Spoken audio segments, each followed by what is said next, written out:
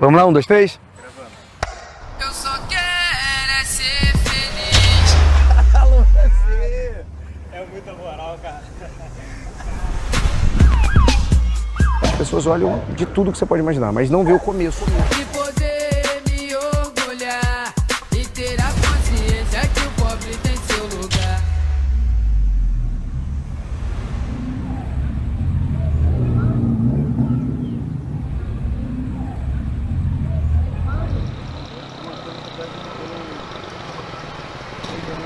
E é muito bom estar aqui porque eu me sinto em casa. A cidade não me comporta mais, né? Eu tô meio mundo. Eu penso muito grande, mas eu tenho um carinho muito especial e eu quero muito bem pra cidade, pras pessoas da cidade. Mas Matias tá. E aí, Matias? Como é que você tá? Opa, e aí, beleza? Você não passei? Não passei. Tranquilo? Dominando a cidade ainda? Tranquilo. Show de bola. Por que a PM me colocou aqui? Colocou de castigo mesmo. Porque ninguém queria ficar. O pior serviço é tomar conta dessa ponte. A minha função era para o caminhão de minério e faz o caminhão de minério voltar. Eu ficava estudando em pé. Então, basicamente, eu chegava aqui no bico da ponte, né? Eu encostava, porque aí eu conseguia ver dali, ver de lá. O pessoal que vinha da ponte, e eu ficava com o livro na mão. Aí teve um episódio que foi bacana, que foi um dia que eu queria comprar um livro e naquele dia eu não tinha dinheiro. Então o pai me deu dinheiro, eu comprei lá na faculdade um livro de dia, tava no saco ainda, de direito administrativo. E eu tava estudando e não via a supervisão chegar, a supervisão de oficial chegar. Eu não reparei que a viatura chegou. Quando eu vi, ela chegou com o giroflex desligado e o tenente saiu meio desesperado ali, né? Eu peguei o livro e joguei aqui do lado do livro.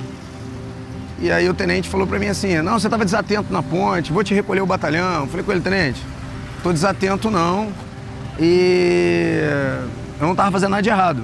Ah, não, você tava lendo. Eu falei, eu não tava lendo não. Aí ele falou, ah, é, né? Então aquele livro ali não é teu, não? Eu falei, não.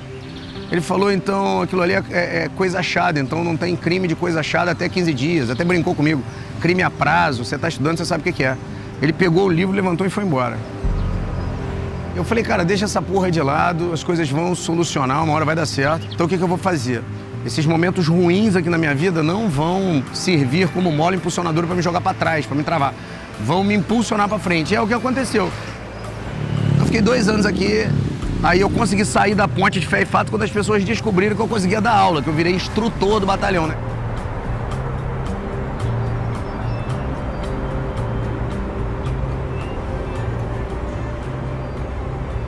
Era aqui que eu fiquei como instrutor. Eu fui instrutor das matérias de direito, na verdade. Então eu fazia um compilado de penal, processo penal, administrativo constitucional. Como eu já estava estudando muito, ficou muito fácil a didática. Então eu dava instrução para o curso de formação de sargento, curso de formação de cabo e curso de formação de soldado. E tem até umas fotos muito legais da época que eu guardo com carinho. Cadê você? Ah, não vou achar, pô, cabeçudo aí. Claro que vai. Não vou nada. Aí eu tô aqui, ó. Eu tô aqui.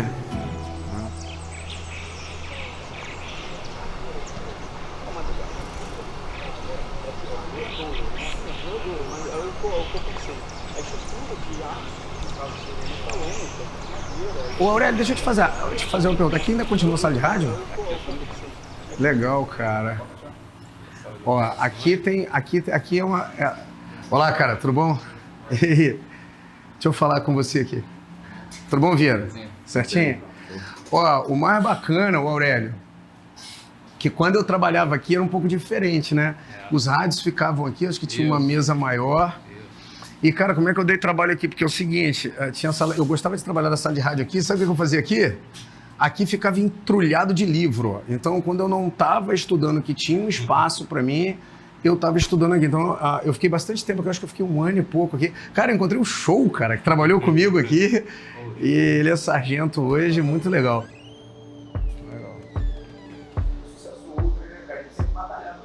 E aí, cara? Como é que você tá? Lembra de mim ainda? Prazer, lembra? Você me deu uma carona, rapaz. Eu saí recrutinha, eu tava saindo de serviço aqui, se eu não me engano. A gente ali, pô, pedindo carona e tal. Aí você, pô, só não repara meu carro, tá com bagunça, com roupa, com os livros pra estudar legal, e tal. cara. Você já tava estudando pra, né? A gente tem acompanhado aí, às vezes, assim, né? Tomou- mais distante, mas os colegas sempre falam, pô, o colega tá... Tomou uma Tá em outra proporção... cidade, em outro estado, mas graças a Deus tá as coisas estão fluindo pra ele. Tá Muito vendo? bacana. Pô, Show que de prazer bola. em revê-lo, cara. É um prazer meu, cara. Tem o meu telefone. Tudo bem? E aí, cara? Vamos ver tempo, Guedes. Vamos legal, cara. Foi um prazer, cara. Obrigado. Ó, fica com Deus, obrigado.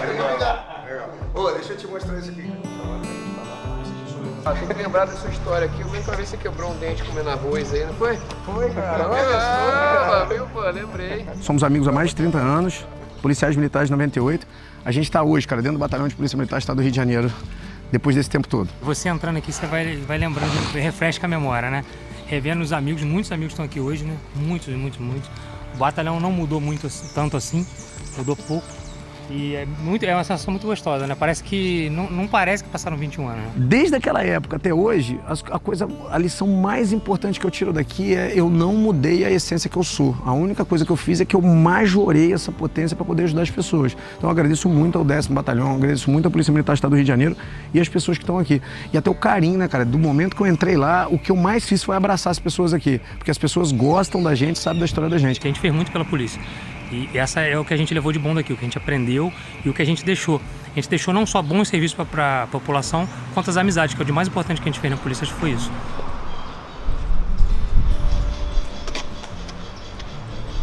Cara, um abraço. Não. Trabalhei um bocado dessa guarda aí, cara. O Evandro Guedes sempre se demonstrou que seria uma pessoa bem sucedida, né? Tinha o foco, né? O que queria na vida, né? E, pô, não daria outro resultado, né? A não ser conquistar o que ele está conquistando hoje. Bom, eu conheci o Evandro, eu tinha mais ou menos 10 anos de idade, ele é um ano mais novo que eu. E eu conheci ele na escola. E depois disso, perdi um pouco o contato com ele na cidade, até saber quem era ele, mas não tinha tanta amizade, tanto contato. E quando eu fui fazer segundo grau, fizemos segundo grau juntos, aí sim, na mesma sala. Aí que eu passei a conhecer ele de verdade e a gente ficou amigo de fato, né? Aí eu passei a encontrar com ele na cidade, já conhecia ele, sempre que encontrava a gente conversava e tal. E fui reencontrá-lo em 98. Cheguei, fiz a prova escrita da Polícia Militar do Rio de Janeiro. Quando eu cheguei para fazer as outras fases, que encontrei lá o Evandro. Não sabia que ele ia fazer a prova. Tava ele lá também falando tudo. Eu não sabia nada de concurso, ele já sabia tudo, como é que era, o que tinha que fazer. E nós dois passamos em todas as fases. Começamos a fazer o curso de soldados juntos, no 10º Batalhão em Barra do Piraí. Aí ali a gente fortaleceu a amizade. Depois que formamos, trabalhamos junto na viatura. Teve um tempo que eu trabalhei no serviço burocrático, eu puxei ele para trabalhar comigo, trabalhamos junto no serviço burocrático. Aí passamos a ter uma vida toda em comum.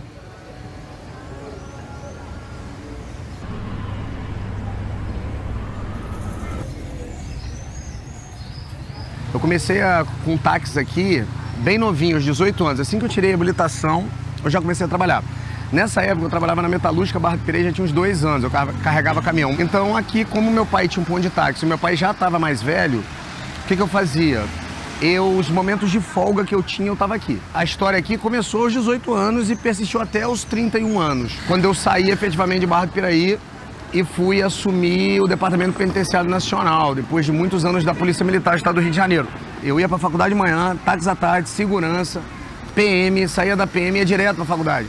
Chegava lá moído. Todo sábado que eu lembro da minha vida, desde o final de 99 até quando eu passei, era a academia do concurso público. Aí era bem complicado, porque eu tinha que trabalhar na sexta, no táxi. O dinheiro da sexta tinha que dar para eu dar um dinheiro pro colega da PM me render antes e ainda sobrar o dinheiro pra van.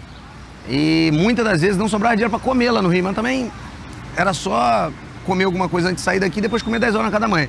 Eu passava o dia inteiro estudando no sábado na academia do concurso, mas nunca reclamei. Em 2005, quando estava tudo muito ruim, né? Eu perdi minha casa em 2004 pela Caixa Econômica.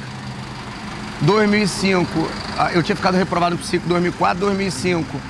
Eu fui fazer o primeiro concurso do Departamento Penitenciário Nacional e meu pai capotou de carro, não consegui ir. E destruiu o carro, ele tinha um Gol bolinha, acabou o carro. E era a única fonte de renda. Você vê, eu falei tanto do táxi aqui, e era a fonte de renda do meu pai e a minha fonte de renda. A gente fez uma dívida que era impagável e eu trabalhei de manhã, de tarde, à noite, madrugada, num carro caindo aos pedaços, que era o Golzinho que eu tinha caindo aos pedaços, eu coloquei aqui e eu consegui pagar aquela dívida. E as pessoas perguntavam, Evandro, dá pra estudar? Não sei se dá pra reparar que a porta do carro tá aberta ali, ó, e o motorista tá sentado no carona. O que eu fazia? Eu ficava daquele jeito ali. Só que eu era olho no peixe, outro no gato. Se meu pai chegasse e me pegasse estudando, ele me dava uma foda, o pai não entendia. Então isso aqui é parte da minha história, e a cidade é parte da minha história. E eu consegui me achar de verdade assim, sendo esse cara simples. Então o que eu fico é feliz de ver que as pessoas reconhecem que eu posso ajudar elas de alguma forma, né? Na minha vida teve vários momentos importantes, né?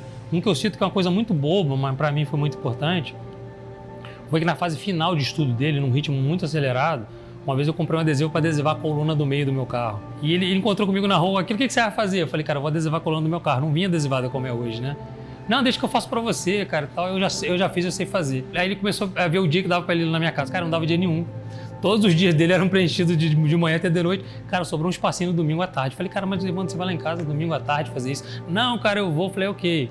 Mas só que fiquei preparado já no domingo, tive que esperar até o domingo para adesivar. E para que ele, se ele não fosse eu fazer. Cara, quando deu na hora do almoço, ele chegou lá em casa. O olho cheio de sono, fez a adesivagem para mim, não ficou legal, não ficou bom, mas eu nunca tirei porque a boa vontade que ele teve de dispensar a única hora que ele tinha para ir lá em casa fazer aquilo para mim é que foi importante. Às vezes não é o que a pessoa faz, é o que o simboliza, né? A gente sente falta do acompanhamento, de quando a criança está andando, de quando a criança está começando a falar, sabe? De todo esse processo que muitas vezes eu passava sozinha com a Yasmin. Ele não presenciou muitas coisas, sabe? Mas era um processo, né, que hoje a gente tem os frutos por causa dessa dedicação e dessa ausência, né, que ele fazia naquela época. Durante todo esse processo do meu pai, a gente sempre esteve do lado dele, tanto a minha mãe quanto eu. A gente participou muito disso, de todos os estudos dele, de todo o tempo que ele não estava com a gente em casa, que ele estava trabalhando. Eu era muito pequena, mas eu lembro. Eu lembro que metade do tempo eu ficava com a minha mãe, por isso que a gente é muito ligada uma com a outra, por esse processo que a gente teve que passar juntas, que ele teve que se abdicar de muita coisa com a gente, desse convívio familiar, para fazer o nosso sonho se tornar realidade. E aí, cara? Como é que você tá, cara? Caraca. E aí, você não fica velho, não? Porra, olha na minha cara, eu sempre fiz isso. Valeu, cara. Valeu.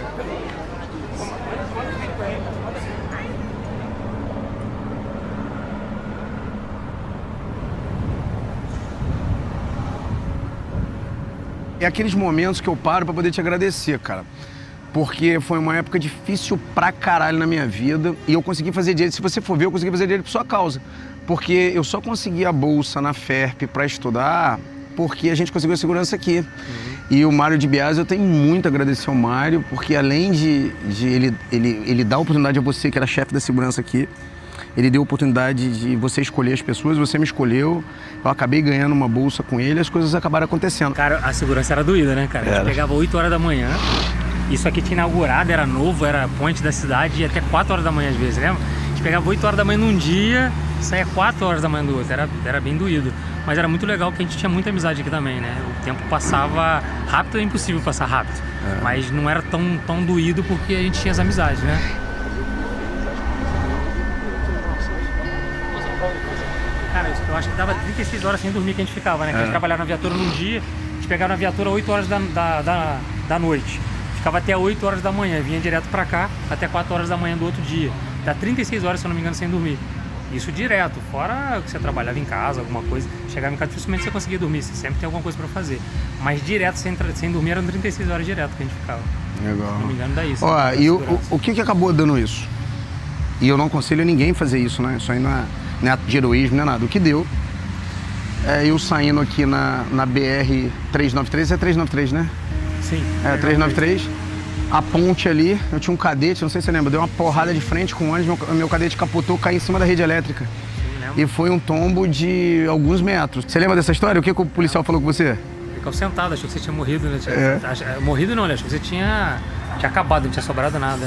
Ele tinha conversado com você aqui no posto um pouquinho antes. Isso. Aí você saiu, quando ele ficou sabendo do acidente, ele foi, a hora que ele viu o carro, ele achou que você tava despedaçado dentro do carro. Ele falou que a perna bambeou, ele sentou no chão, que tinha acabado de conversar com você no posto. Quando você saiu do carro, ele não acreditou, né? Não tinha nada, nem arranhão não tinha. Vindo dar uma volta, a gente vem gravar. Ele a ponte metálica. Vi, cara. Ele tem uma ponte aqui que ele gosta da ponte, cara. Ele conhece essa ponte, a altura e o diâmetro daquela ponte todinha, ó. Sabe o que é legal? É que as amizades permanecem, Eu dei tanto abraço nos PM hoje que foi engraçado, né? E todo mundo... tô nem pior, porque eu tinha bom reveiro, cara. E bom ver que você tá na... Esses dias eu vi uma foto sua.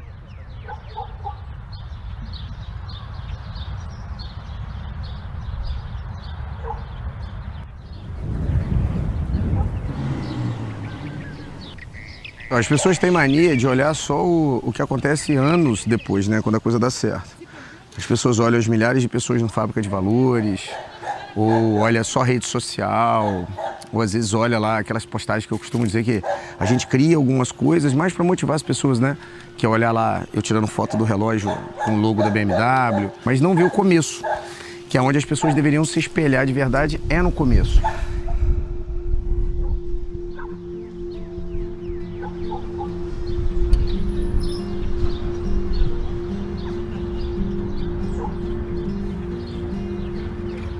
Então, ó, essas primeiras casas aqui foi as casas que na época a gente comprou, classificado como conjunto habitacional, só que foi um problema para Barra do Piraí.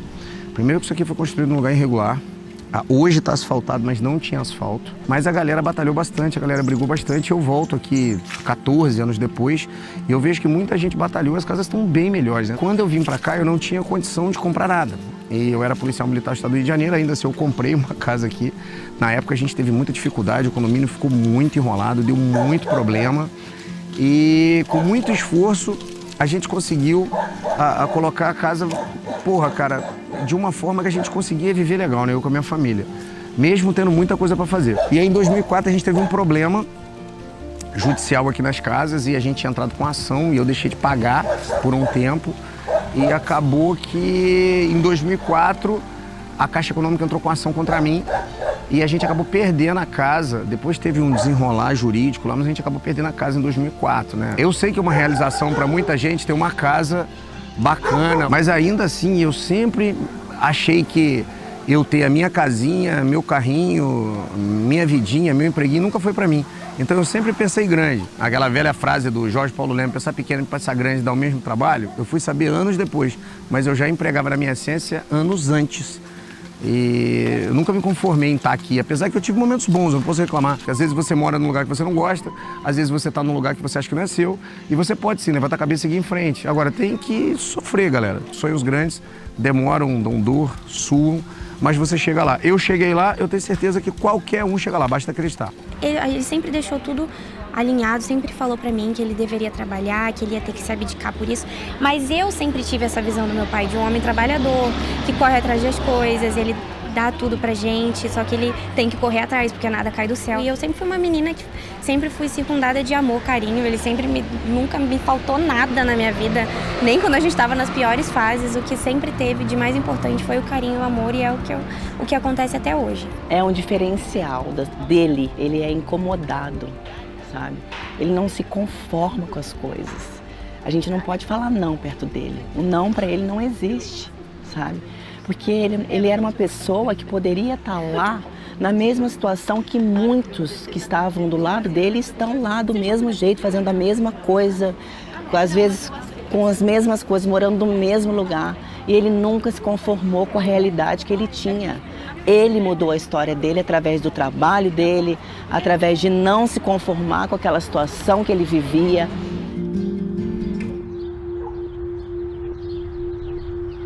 Ele fez a história dele diferente, sabe? Através do trabalho. Muito trabalho e muita dedicação.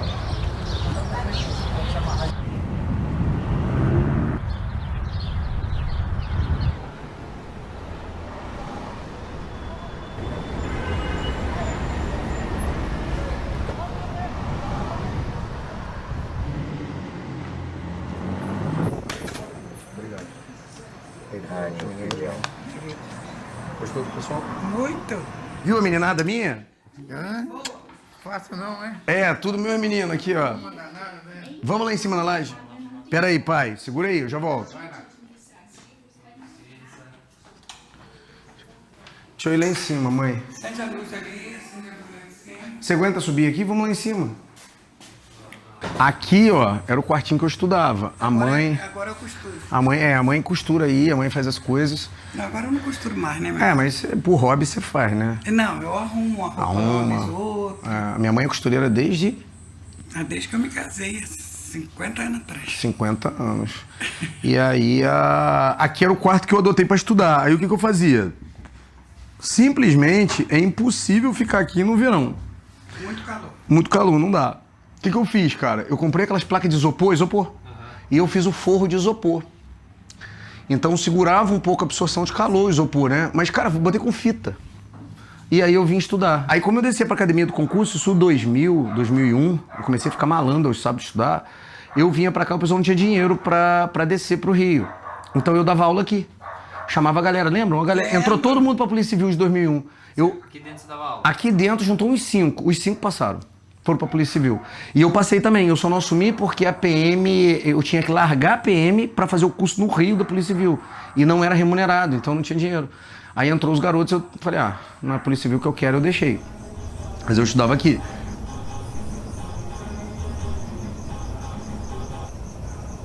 Ele, quando tinha 13, 14 anos, ele cismou que ia entrar na musculação.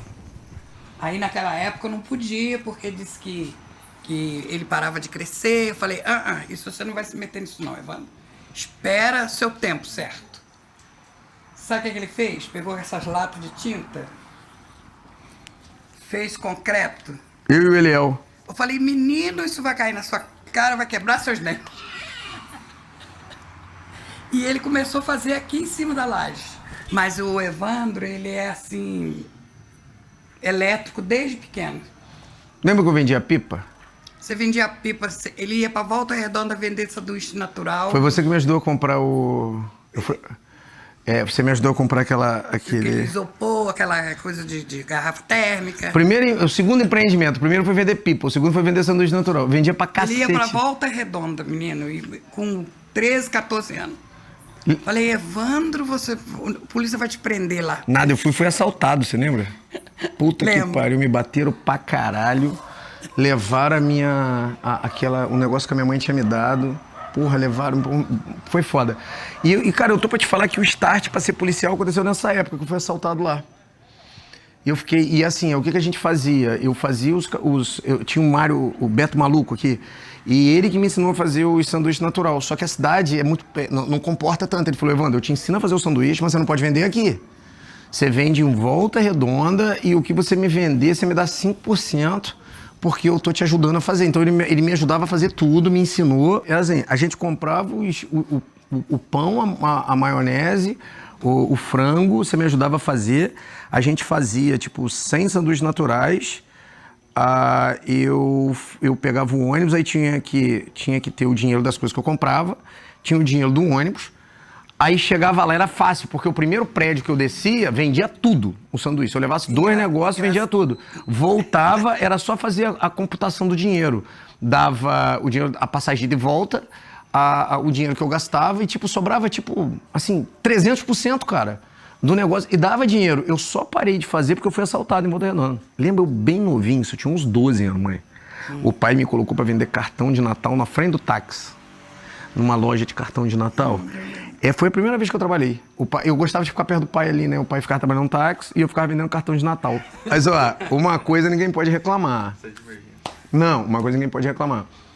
Eu tive minhas bagunças de adolescência, mas nunca fiquei sem trabalhar. Eu conto pra eles a história que eu trabalhava na metalúrgica. Você gostou de ganhar o dinheirinho dele. Você lembra do Chevette que meu pai pintou cor de geladeira? Porra, fudeu com o meu Chevette.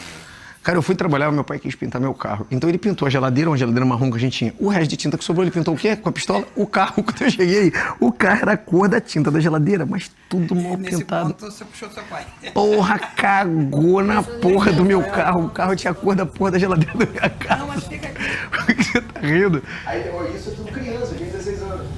E vendo essa criança, esse adolescente levado aí, dava pra imaginar que ia chegar onde chegou? Ninguém acredita. Você sabe que a minha ficha foi cair domingo.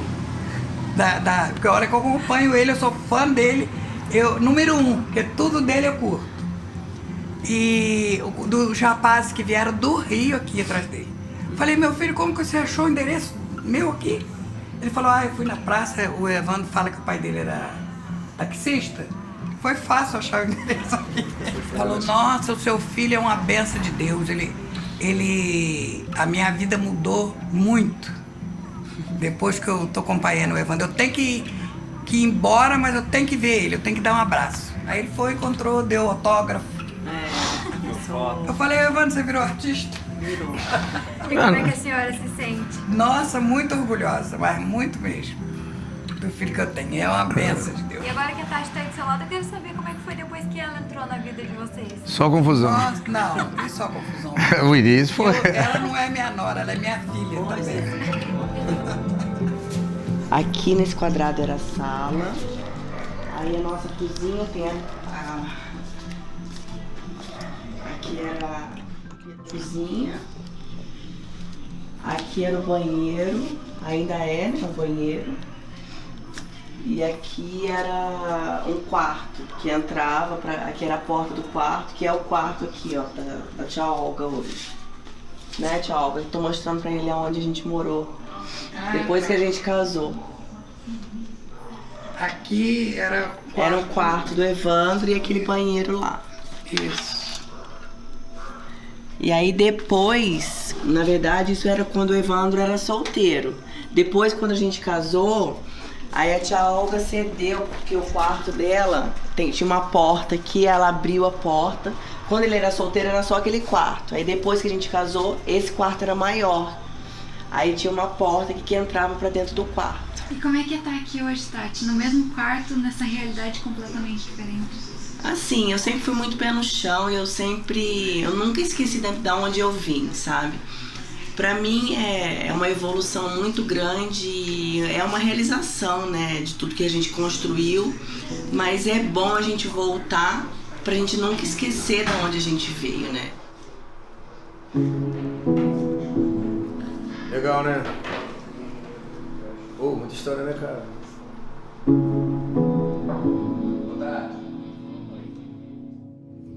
O Evandro sempre foi um menino muito ambicioso, ele sempre quis ter o próprio dinheirinho dele. Ele com 11, 12 anos, ele fazia, a minha mãe fez sanduíche natural para ele vender. Ele vendia de porta em porta, vendia nas lojas, vendia na prefeitura onde eu trabalhava. Então isso foi muito assim, ele sempre foi de correr atrás das coisas dele, sabe? Ele assim, sempre foi bagunceiro, a minha mãe sempre foi chamada no colégio, né, por ele ser o líder, que ele sempre gostou de liderar. Eu acho que por isso que ele é tão querido, ele tem tantos seguidores. Eu acho por isso que eu acho que ele incentiva as pessoas, né? Ele muda a vida das pessoas por esse jeito dele de ir pra frente, de querer ajudar o próximo. Eu trabalhava na central, né? Eu era maquinista na época. E nas horas de folga, eu ia pra praça. Aí o Evandro chegava lá, eu enchia o tanque de gasolina e falava, pode trabalhar à vontade aí. Você me dá o tanque cheio, o que você fizer é seu. Entendeu? Ele ficava lá o dia inteiro trabalhando lá, estudando, né? Às vezes eu falava com ele, Evandro, você fica estudando aí, você vai perder muitos passageiros aí. E ele trabalhava lá o dia inteiro. Aí ele saía dali. Você trabalhava na fundição, na metalúrgica naquela época? Na metalúrgica, porque eu já trabalhava na metalúrgica, aí eu tirei carteira. Aí quando eu tirei carteira, eu acumulei a metalúrgica com o táxi. Aí eu comecei a fazer faculdade, aí piorou tudo, que aí eu fazia faculdade lá em Barra Mansa. E no meio dessa confusão toda, eu abri um jornal um dia, eu tava lá, prova pra polícia militar. Eu falei, pô, cara, mas se eu falar pro meu pai que eu vou ser polícia, o pai vai me fuder com tudo, né, cara? Porque a polícia militar na época era muito mal falada, né, pai? É. Não era, a polícia militar não era mal falada na época? Era muito mal falada. O Brasil ainda tinha aquela regra de muita corrupção, entendeu? E o meu pai não queria que eu entrasse de jeito nenhum. Aí eu peguei o jornal e falei, bem, o pai não quer que eu entre, eu vou fazer escondido. A primeira prova eu consegui fazer escondido, de verdade. Porra, cara, tinha 5.000 vagas, deu 3.000 inscritos, eu consegui cair no psicotécnico. Mas é pra acabar o mundo. E na segunda prova, olha que merda, eu tava numa fase que eu tinha comprado umas motos, tinha dado umas coisas erradas e eu tava sem dinheiro na época. Aí eu tive que falar com o pai. Falei, pai, a parada é a seguinte, eu tenho que fazer inscrição no concurso, hoje eu não tenho dinheiro pra pagar a inscrição no último dia. Aí eu pedi ajuda do pai. O pai me ajudou, fiz a inscrição, fiz a prova, no final eles me deram apoio, né, cara? Eu não posso reclamar não, eles me deram bastante apoio. Aí eu entrei pra Polícia Militar.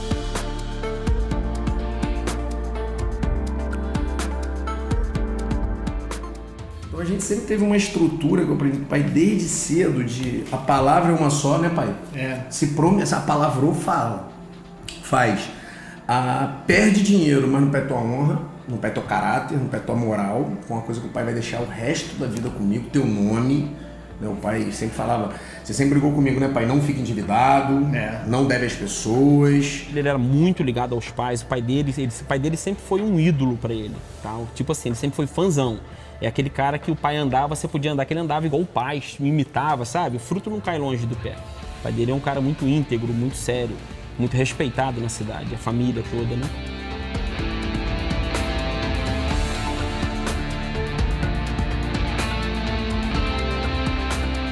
Quando ele conseguiu ser aprovado no DPEM, depois de todo esse sacrifício, né? E além de tudo, ele ficou por 2 pontos para a segunda turma. Eu lembro até hoje, ele chegou em casa gritando de alegria que o nome dele saiu lá e que ele finalmente foi chamado para vir fazer o curso de formação do DPEM Federal. Nossa, foi uma realização muito grande, sabe? Foi uma felicidade muito grande e ao mesmo tempo eu fiquei com um pouco de medo. Confesso a você, porque a gente morou a nossa vida inteira lá numa cidade do interior do estado do Rio de Janeiro, uma cidadezinha de 110 mil habitantes. Além de tudo, hoje ainda tem Fábrica de Valores, que é um outro projeto que ele toca, fora o Alfacom, que ele leva muitas pessoas em volta dele, que confiam na palavra dele, que na verdade eles buscam inspiração de mudança de vida através da mudança de vida dele, de que é possível, sabe? Com esse argumento forte e que ele é de verdade, que tudo antes dele falar, ele faz antes. E depois disso, cara, acabou que ele prestou concurso, me deu a notícia, pô, felizão, pô, Daniel, passei para agente penitenciário federal, pô, vou para Cascavel. Com isso a gente perdeu o contato, né? Nos vimos às vezes que ele ia lá, ou então por telefone, ou Facebook e tal. Mas tinha uma dúvida, né? Será que ele é o mesmo? Cheguei aqui observando, pô, uma mega estrutura, né? Vi que o evento é um evento muito sério. Mas com aquele pequeno receio, será que o Evandro mudou, cara? Cara, o que eu posso resumir do Evandro é que, uma coisa que eu constatei aqui, tá? Que ele não perdeu as raízes, tá? É uma pessoa simples, humilde, embora tenha os objetivos dele.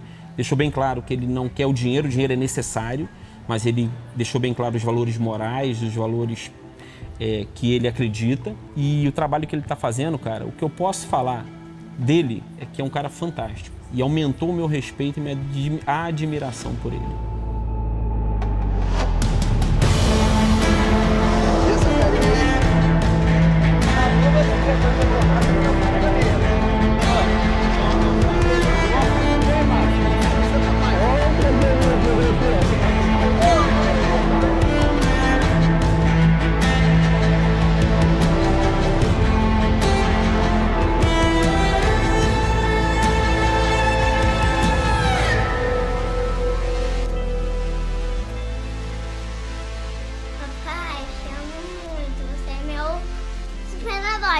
É muito emocionante pra mim isso, porque...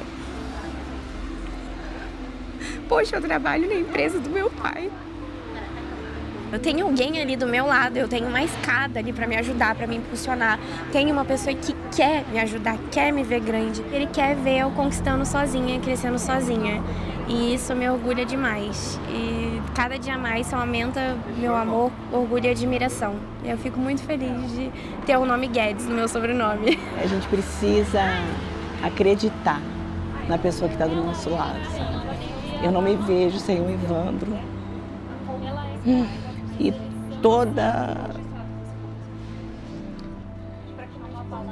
o meu aprendizado, sabe?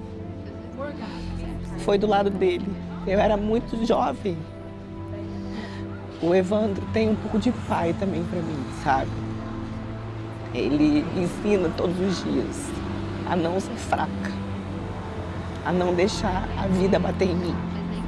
Que eu tenho que reagir a críticas e mostrar que tem uma história por trás de tudo isso, sabe? Que não é no estalar de dedos que a gente conquista um carro, sabe? Não é no estalar de dedos que a gente conquista os bens materiais que a gente tem hoje, sabe?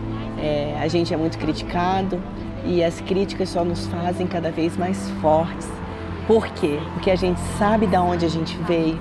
E todas as vezes que eu volto lá em Barra do Piraí, eu olho para aquele cômodo que eu morava e aonde eu moro hoje, sabe? E dou muito valor a toda essa história, construída com muito trabalho. O Evandro representa para mim um ser que tem um coração assim que não cabe dentro do peito dele, sabe? Uma pessoa que, mesmo que é muito durão, ele tem um coração que não cabe dentro do peito dele. E muitas vezes ele não vê maldade nas pessoas, sabe? É isso que ele representa para mim. Uma pessoa assim muito pura, sabe? Que não vê maldade em nada e confia e acredita que toda pessoa pode ser tudo que ela quiser ser.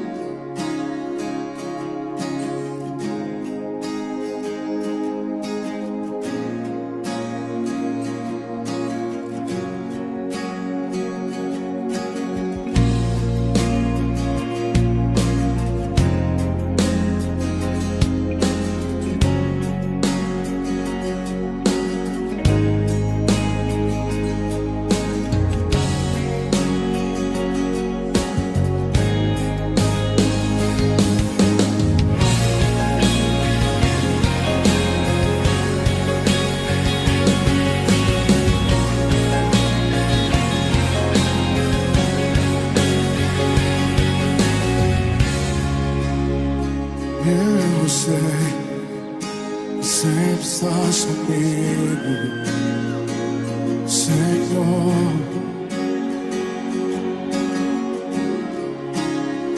Também sei que nada acontece sem a tua vontade. Oh, oh. Mas preciso aprender a confiar em ti. Mas preciso aprender a descansar em ti.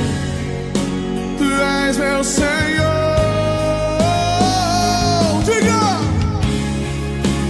Todas as coisas cooperam para o bem daqueles que te amam. Todas as coisas cooperam para o bem daqueles que te amam. Eu sei. Todas as coisas cooperam para o bem daqueles que te amam.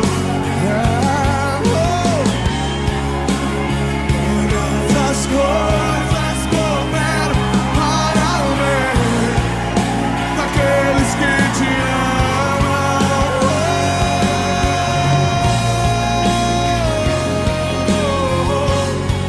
Te amo, te amo, te amo. Cooperam para o bem. Te amo, te amo.